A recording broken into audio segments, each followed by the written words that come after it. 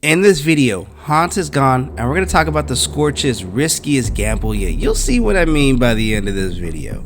Alrighty then, this is a comic book review of The Scorched, issue number 43, brought to you by RatedComics. Let's get to it. Previously in The Scorched, Hans has left the team and the Scorched have relocated to New York. So as you can tell, my voice is not all the way back yet, but we're gonna just push through it. So we see this couple walking and this girl's like, okay, it's getting late. Should we really be walking this late in Central Park? What do you think? And her date, Andy's like, we're okay, baby girl. I walk around this park all the time, 3-4 times a week. But if you want to head back, let's grab a cab and go. So they look like they're being followed, but followed by a cop. And Andy's like, yeah, it's just a cop. They got to do their job anyway. But unfortunately for the young lovers, the officer wasn't patrolling. He was hunting. And that is the same officer who's now deceased who beat his kids way back in Spot early issues like 25, 26 or something like that. And I don't recall his name, but I remember him. He was in the Scorched issues a couple issues back when he was in hell getting tortured. Now he's unleashing hell on earth, if you will. So officer is like, have you been a good boy, Andy? Huh? So he goes in and he makes sure that his prey is away from prying eyes. And Andy's like, okay, he tries to protect this girl, as he should. Oh, no need to worry about the young lady, says the demon officer. I'm here for you, Andy Shaw. You've been a bad son, and bad sons should be punished. Remember back in Spawn 25-26, I'll put the correct issue in here. When the two brothers were beat by his dad, that's his dad now, reincarnated in demon form, and he's just taking it out on all the Andys or whatever the case may be. So this demon officer tells Cindy, do not run yet. I need you to pass the message on. Tell Andy's brother I'm coming for him next. Now you can run. And run she does. She wants to get the hell out of here. So we're hopefully going to get more of this guy later on. Maybe not in this issue, but in another Scorched issue or something. So now at the Scorched headquarters, they're at their new residence, their new hidden residence. And Marc is like, we're in a warehouse. Am I supposed to be impressed or what? And she spawns like, it's an old safe house Al Simmons wasn't using. Our place in Siberia wasn't strategically useful anymore. You said it yourself. You said the intel you're gathering, our enemies know about it, but now our enemies are hiding here in North America. So yeah, you're partially blamed for this, and this is more strategic to be here. And Marc's like, I wasn't complaining, and she spawns like, quiet. You know, I hear something. You hear that? So she hears something and she runs, and she's like, a noise that shouldn't be here. So as she's running, Marc is like, Jessica, what are we doing? And Jessica's like, it's over here. There, tell me what you see. And it's Kurt in spirit form because something happened to his brother Daniel. He says, help me. And Marc is like, it's Kilgore. So now they change forms. He changes it to medieval spawn. She spawn changes into she spawn. And he tells him what's going on. It's an attack on his brother. But we won't last long, not without your help. And she spawns like, I warned you that leaving the Scorch was a stupid idea. No, you warned my brother. I never wanted to leave. I told Daniel too, but he wouldn't listen to me. Now that choice is killing us. And she spawn is pissed, as she should be. So she spawn tells him, or asks him, what can we do now? Well, we got to get to him as fast as we can. I can't hold this form much longer. Not at this distance from Daniel. I'll tell you where he is. So we get to see what happened less than an hour ago. The Church of the Immaculate Conception. And Kurt tells his brother, Daniel, listen to me. You're not being reasonable.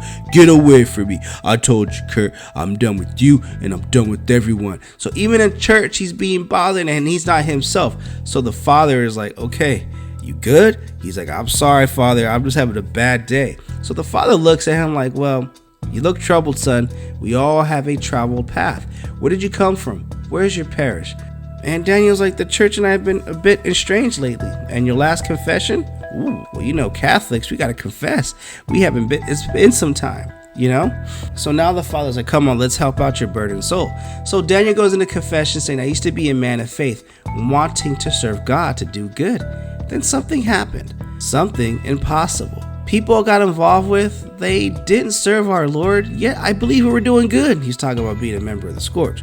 But the more time I spent with him, the more I questioned if that was true. So I asked God for a miracle, and he delivered. And that miracle is referencing the Scorch, issue 37, when they got their powers back, right when they're about to die. I know I spoiled it for you, but if you want more context, go ahead and check out the video.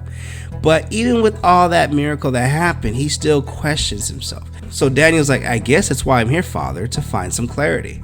So he looks away, but now it's definitely silent, and Daniel's like, "Father, are you there?" So a sickening sound of liquid exploding echoes in the small chamber, and that is the female version of Hunt. The father is gone, and Daniel knows it's time for some defense, and it's the she Hunt right there. At last we meet, dear Hunt. I am Rue. There is much we share, so you should understand. Our comparable circumstance gave us the same powers coming from the same source. Instinctually, Hunt understands what that means, what the ramifications of that claim could lead to. There shouldn't be two Hunts existing at the same time. It weakens them both, disrupts their bio levels, so now one of them has to take the powers from the other any way they can, and they throw these Hunt hands and they go at it back and forth, back and forth. And Kurt tells Daniel, "You're holding back, you need to finish his bride," and Daniel's like, "No, not until I find out how she was created and what she knows. She was created by Jason Wynn." And Kurt's like, "She's a wild animal, don't be an idiot, she will tear you apart." And it looks like she's definitely doing the damn thing right now, as we see right there. That's a pretty gangster looking panel right there. So now Kurt needs to find help as he leaves. He hopes his brother will still be breathing when he returns. If Daniel dies, then so too will Kurt's soul. So he leaves, and as the fight continues, it's about to come to an end. "I hope you rot in hell," says Rue, and she goes in for the final blow, but her boasting has her too focused on her prey. Instead of just killing Hunt, she had to gloat that hubris has not allowed another enemy to make its move. For there are forces out there who intend to keep the balance of power as they see fit, not leave it to the whims of some bastard offspring. Hell and its denizens will maintain their superiority in order, and nothing from the depths of limbo like this Hunt creature will be allowed to disrupt that.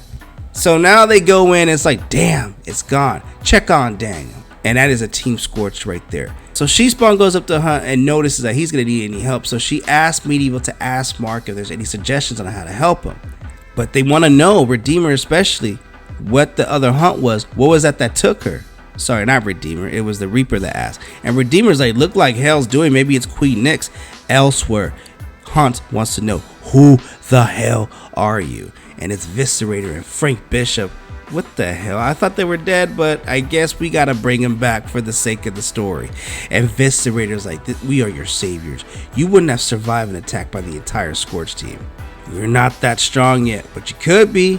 And we're the ones that can teach you what you need to do and what you need to know to be able to destroy any enemy that gets in your way and make them your slaves.